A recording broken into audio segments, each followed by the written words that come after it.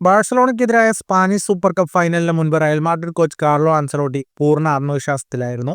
La Liga L ക്ലാസിക്കോയിലെ 4 goal തോൽവിക്ക് super കപ്പിൽ പകരം വീട്ടുമെന്നായിരുന്നു ആൻസലോട്ടി ആരാധകർക്ക് നൽകിയ ഉറപ്പ്.